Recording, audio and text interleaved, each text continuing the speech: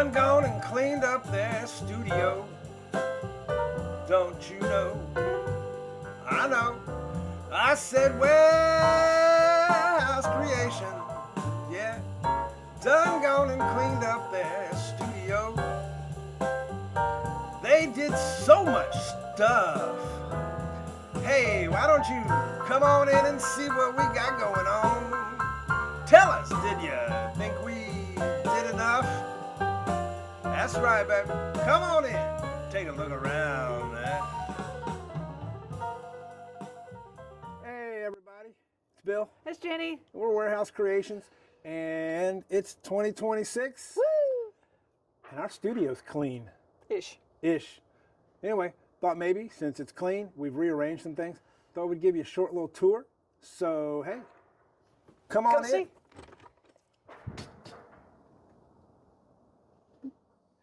Okay, so we'll start with my side since it's the first side that you see when you come into the studio. So if you'll follow me over here, this is my handy dandy slab roller. This is a Nidec Shimpo, well, it used to be Shimpo, Nidec slab roller, and it comes with, it comes with different canvases.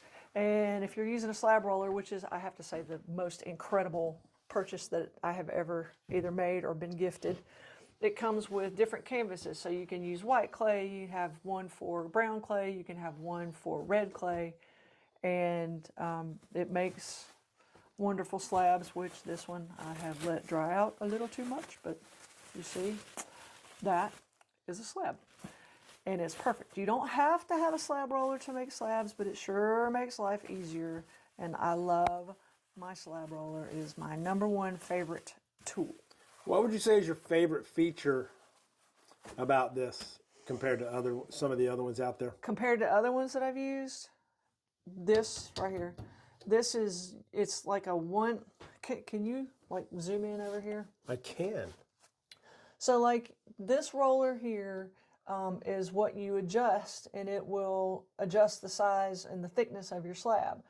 And a lot of times you'll see slab rollers that have a gauge on both sides, and you have to move this wheel to move this side, and then move this wheel to move this side. But this one doesn't. It just has the one, and you just move it up or down depending on how, what thickness you want. Yep. And then you just roll it through, and you get what you get. And I think that's one of the best things about this one. Yep. Is you don't take a chance on having an uneven slab just because I forgot to, check one side. Check one side, yeah. Yep. What's next? I guess just kind of look down here. There's wear boards down here. These are all of our wear boards. Oh, sorry. Bunch of wear boards. Yeah, these are the wear boards. This is what I lay out on when it gets really hot outside. Very important part of the pottery studio. We've got my clay storage is under there. Some other things. The fan will get stored under here. This is on this side. I've got a couple of different, those are templates that don't really belong there, but I didn't know where else to put them.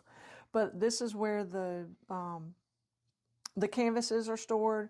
And then I have a roll of newsprint, which is what I use when I do the mono printing. And, of course, my guardian over here, my little witchy guardian. Witchy. She's the one that has had several mishaps. She's extra. She's a survivor, is what she is. She is a survivor. And then we've got clothing storage. Yeah. So, moving right along. It gets cold up here, so you never know. Is it going to be cold? Is it going to be hot? Do we need, is it going to rain? Whatever. You want to talk about the height a little bit? So this door,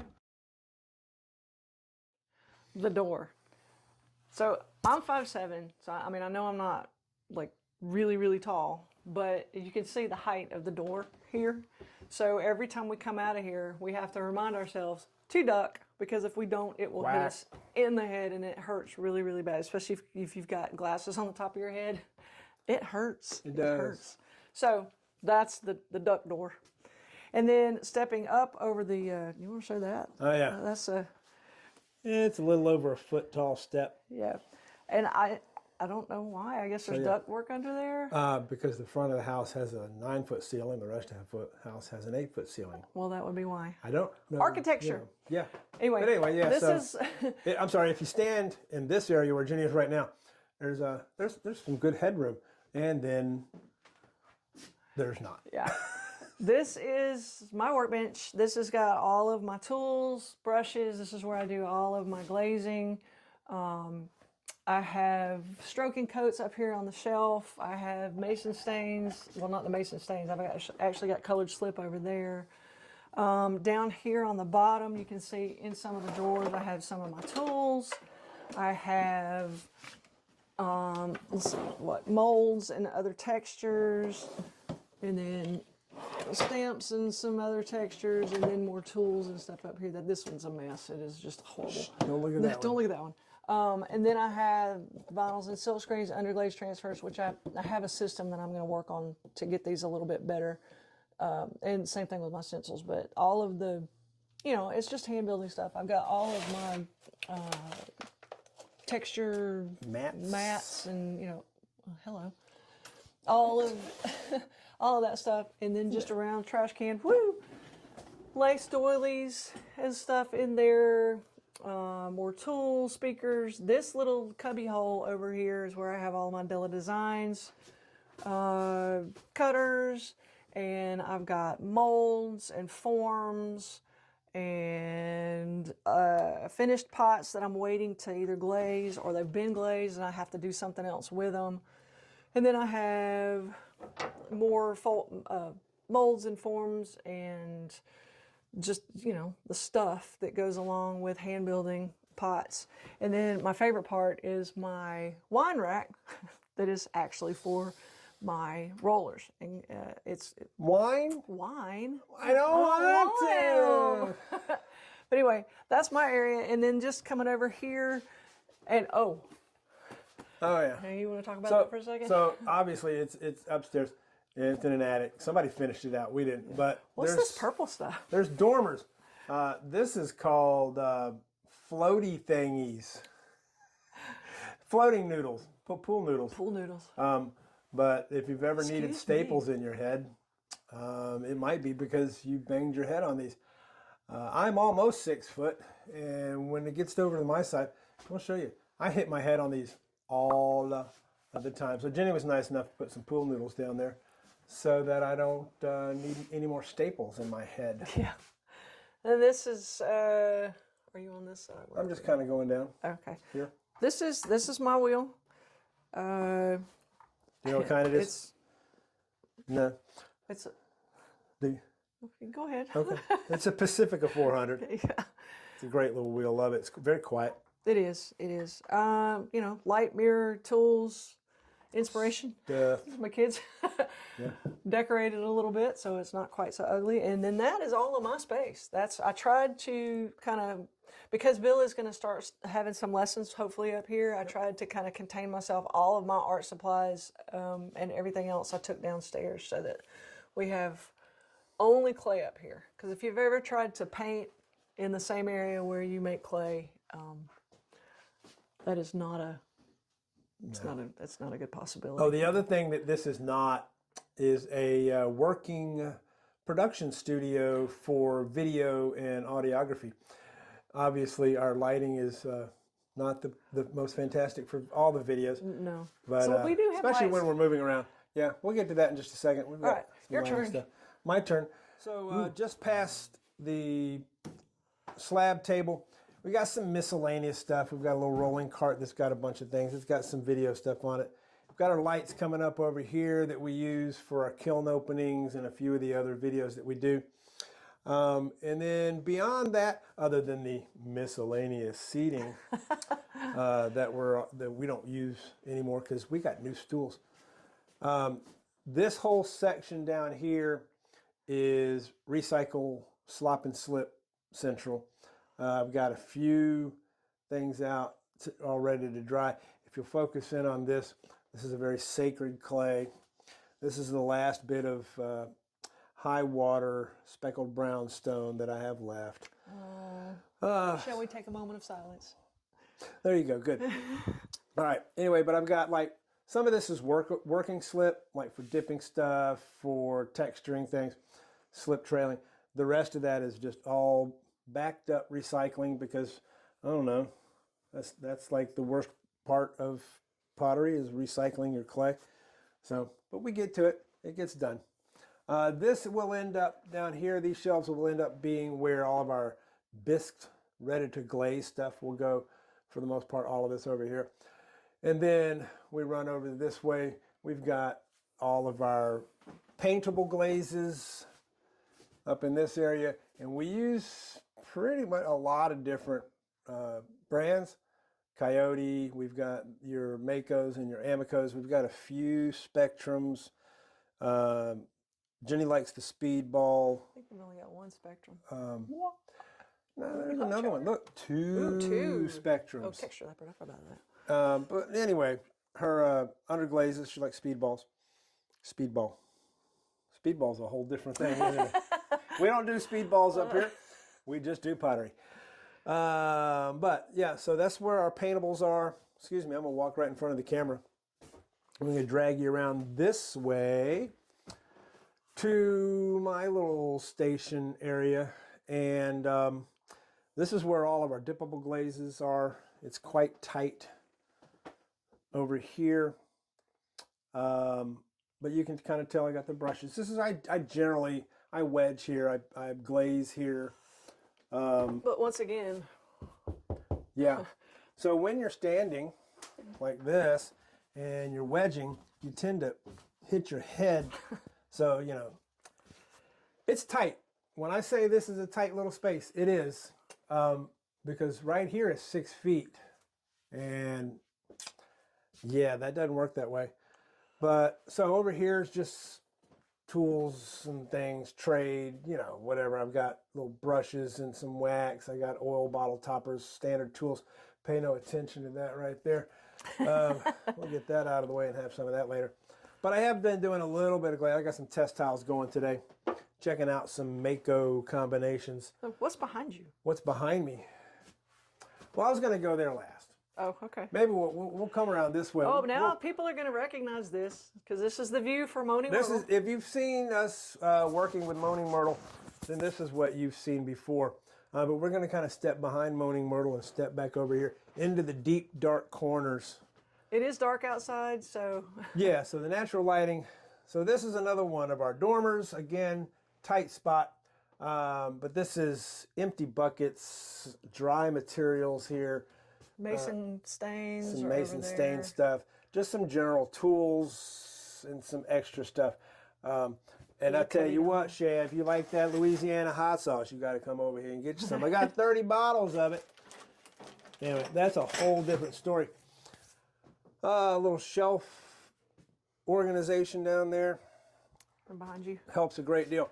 Over in this corner, I'll move that out. This is the junkie corner back here. And yes, I'll show you. This is junkie corner. We got a welder. We got a chop saw. Yeah. We got a heater. We got some frames. Junk. We have a Lego table that's been up here since the kids were little. We do. Well, the kids were grown. We put it up here. Yeah. But anyway, Foam. we got some foam for smushing your forms onto to make some trays and whatnot. That's a big old tub full of some reclaim and stuff that's not been used yet.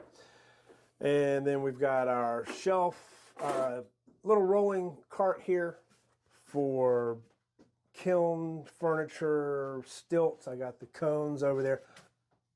Always use cones. If you complain, I think it under fired and you didn't use a cone, nobody knows. Cones don't lie. What's that song? Hips don't lie. Cones don't lie. Oh my God. Cones. Anyway, Moaning Myrtle, Scut, lovely thing. These are just some Oh, those are the ones that you gave me. little test clay bodies or mug bodies that I made, and I really didn't want to keep them. And Jenny doesn't let me throw things away because she'll do something. I want to do something fun with them. She'll do something funky and fun with them. So I forgot they were up here. So this section here, generally this is, and it's flexible. This is where anything that's been glazed goes here, ready to go in the kiln. This is being dry. This is greenware, goes all the way through. the process over here before it goes to the bisque. And then when it comes to the bisque, it goes back where we were before. And then it gets glazed and it goes there. Then it goes in the kiln. And then hopefully it gets out of here. And it goes into someone's house. I have to show off. Went to Berry College. There you go. Berry graduate. Berry, yeah. Shout out to my Berry Vikings. If you saw Stranger Things, then Penhurst Academy, or not Penhurst Academy, Penhurst Asylum, that was filmed at Berry College. Yep. This is clay area, and there's a bunch of slips over there, variety of colors, some little bit of tool storage and towels, but that's the clay storage for the most part. It's not as full as it usually is, but sometimes it gets fuller. And then this is my workspace, 2 wheels. Since I do pretty much exclusive wheel work, I don't like to clean them up every day, so if I change clays, I have a lovely Saldner wheel prototype from early 80s over here. And then I have a lovely Brent C here. Thank you, Julie. Thank you, Julie. And I do that with my white stuff. But, you know, your general tools, bats, stuff, things like that. I like to keep it all within reach because you never know what you're going to need. But anyway, yeah, so I think that's it except for this area back here. Now, we do complain, don't we? You do. Well, we do because it's tight, right? Yeah. I mean, look, I'm almost 6 feet. And there's like, what, 2 inches, 3 inches between here and here. So if I move, it's really, really short. So sometimes I feel like I live like this all the time. But we have a theory. That door we came in is very short. This door is short. It's 6 foot. That's a fairly short door. Most doors are taller than that. Yeah, but the doorknob. But here's the weird thing. Oh, wait. It's way down here. And this is the one place that's not the cleanest thing. But we complain sometimes it's really tight. It's very small. We feel it's small. We know. When we feel you people that, you know, you work in a shoebox, we get it. But what we do have, it's safe. I flushed. Oh my God. Is an actual full Well, not bath. full bath. Well, I mean, we don't shower, but Oh, we do shower just right up here. we don't have to go downstairs just to use the bathroom. We don't have to bring up buckets of water. No, we have hot water. We are lucky. This is a full bathroom. We put this in. It was a regular sink. Yeah. And this is a little tiny toilet. You know, you're like way up here. So I think, or it's my speculation, Jenny agrees sometimes, this was for a little person. I think a little person lived up here. That's why the doorknob's so low. Either that. I think it was just a playroom either for that the kids. or okay. She thinks it was playroom for kids. I don't know. I think somebody I think they sublet this to a little person because everything's short and tiny. That's where all of the slop. You know, we don't put it down the sink. We'll put like dirty water goes in there. Tools. And then we rinse it out. That breaker. You want to explain that for the kiln?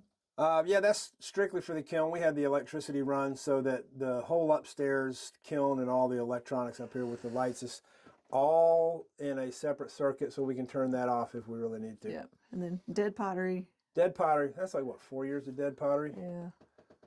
You don't show them that one. That was really thick. Oh, that is. Move on. Hey. It was the first one I ever more did. Tools, aprons. Boring. Yeah, Christmas decoration. And I looked for that all summer and couldn't find it, and it was right here all the time. I can't. I don't know why it's right there. There's a mirror. Hello. Yeah, Ooh, hi. artistic. But hey, I think that's pretty much it. Was that it? I think so. Hey, we got a microwave. Yeah. There's a microwave up there. There's a hot plate up here somewhere, or there was. No. Oh no. The teapot. Gotta have a tea maker, a teapot. boiler, Boiler. a water boiler. I use that for tea. He actually uses it to put hot water in his throwing water. Not anymore, because yeah. I have it over there. But anyway. Hey, so that's pretty much the end of the tour. You've seen everything around here. We're just glad it's clean, honestly, because it's Cleanish. rare. It's rare. Cleanish. Oh, it's still a pottery studio. So, I mean, there's still going to be, things here, but comparatively, it's very clean, and everything's kind of back in a place where it should be. I Then don't we think, won't be able to find anything. no, but I don't think we mentioned in the video that Jenny's entire area over there has all been shifted from another different section. Jenny used to work where the clay reclaim was. Now she's got everything over that corner. Did we mention that? I don't think so. I don't think so. I was trying, well, I think I talked about it a little bit because when you start lessons, I was trying to kind of consolidate Yes, she did. my things. I took all of my other art medium stuff out of here and put it downstairs, which is you won't see that because that is a hot mess. So there's a little more room. Yeah. Little bit. Little bit. Little bit. If you know what that's from, comment, put it down in the comments. Lucy, A our little bit. chunky dog, has joined us. She's down there on the floor. If you heard a little tip tap, that Tippy was her. tap, tippy tappy. By the way, speaking of new things going on, we just recently got some mics that we are going to start using for our videos. Let us know down in the comments if you have heard or seen our videos before. Does it sound better? Is it a better quality? Do you like it? Let us know. We're still working it out. It's the first time we've used them with our videos, and we just want to know. Anyway, hey, this is new 2026. We got a clean studio. We got new mics. We're trying to make better quality stuff for you guys. Wouldn't you agree? That's our goal. We're trying to, yeah. We're trying to. So if you want to, you can, hey, give us a like, comment, subscribe, all those different things. And Happy New Year. You got anything else? All the things. No, we just know that we appreciate each and every one of you. Trying to do this for, to kind of pay back for what we started out with watching videos. That's how we got started watching and learning. And it just, after a while, it kind of gets entertaining too. So we hope that we kind of click all those boxes for you. And if there's anything you want, I am working on making a monoprinting video. Yeah, we had a request for the monoprinting from our last, kiln opening, I guess? Yeah. One of the hard things, though, about making videos is that, or at least that used to drive me crazy, is that there would be a full video of how to make something, but there was never that finished product. And now I know why. Because it's like you make the video, but then you can't finish editing the video until you've fired the final piece, and that's like a month for us. It's patient. So well, Patience. Yeah. Patience. None whatsoever. Hey, anyway, yeah, a lot of times we'll make something, it'll get fired, it'll go out the door that day, it gets sold, so sometimes we forget to throw that on there. Which is a good thing, but it is a good thing for the business side of that. Hey, we're growing, we're trying. Let us know some suggestions. What do you want to see? You're going to see more of me doing some wheel things, and I'm thinking we're probably going to do some art show setup, kind of a quick, what's that called? Where you speed everything up. Boy, we're professionals. I'm going to run around real fast and set up art shows. What do you call that? That's going to drive me crazy. It's a thing. It's where you film it and you fast forward everything so that it's all. Yeah. Anyway, that, and I'm going to give it a try to some just some plain old fashioned ASMR or just some relaxation stuff for people to watch and chill to. Yeah. So. Oh, while I'm thinking about it, if you happen to be a high school theater director, let me know. I may have questions. Yeah. Hey, is that it? I'm Bill. I'm Jenny. Warehouse Creations. We will see you later. Ciao.